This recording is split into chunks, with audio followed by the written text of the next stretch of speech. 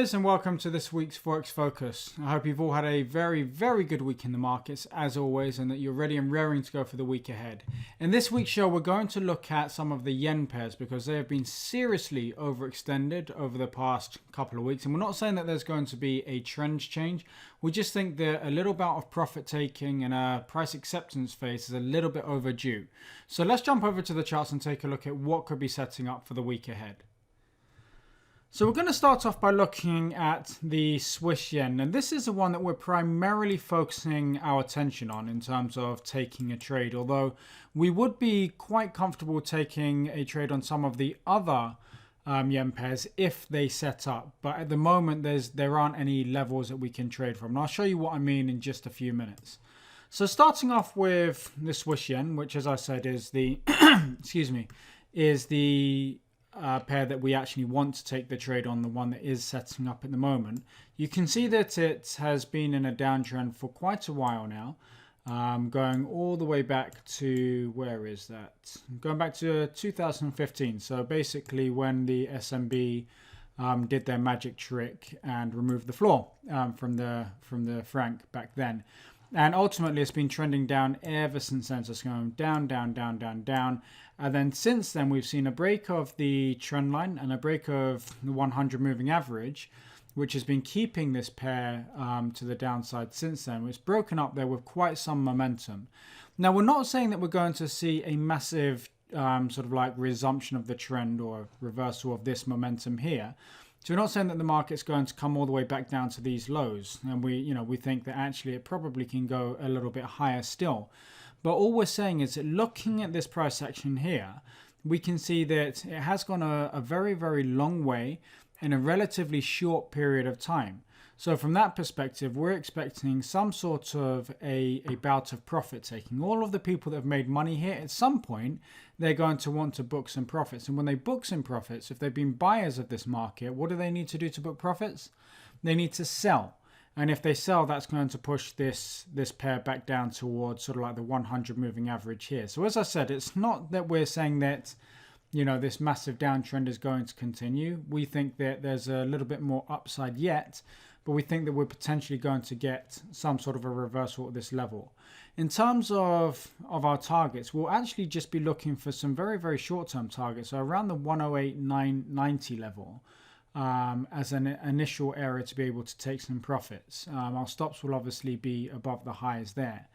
Now, as I said earlier, potentially we could have opportunities in a bunch of the yen pairs. They're all setting up. You can see they're all overextended here. We were looking to short the euro yen a little while ago, but then we decided to start buying when it broke up above this level. And that's obviously been a good trade since then. But you can see that this is also overextended. If we go to the pound yen, you can see that that is also come and broken up above the 100 moving average.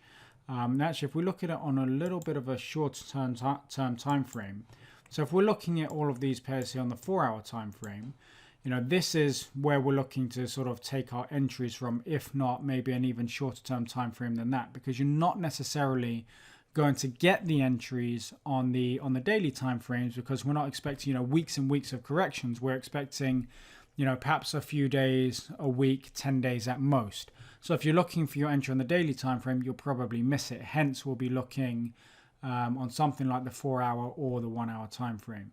Looking again at things like the New Zealand yen and the dollar yen, they're all trading way, way, way, way above here. And if you look back on any of the charts, you'll see that at some point in time, price does tend to revert back to the 100 moving average, back to the average price.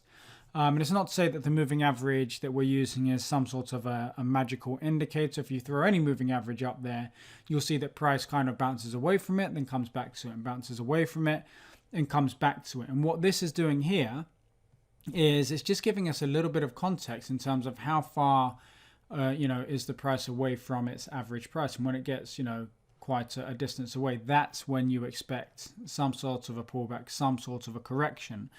For you technical traders out there, if you want to start using things like divergences and things like that to be able to back up your trades, and that's absolutely fine too. You're going to find opportunities there. If that's what makes you comfortable in terms of taking the trade, then by all means please add that to your trading arsenal.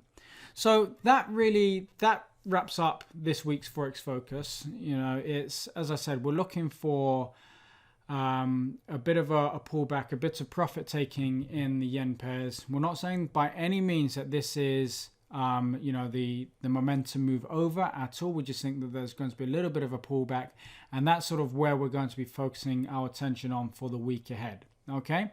If you liked it, please give it a thumbs up, post a comment, all of that kind of good stuff. Share it with your friends as well. You know, we are trying to grow the channel here, so please share these videos with your friends, anybody that you think will benefit from it. Otherwise, thank you very much for watching as always, and we look forward to seeing you in next week's Forex Focus. Take care now.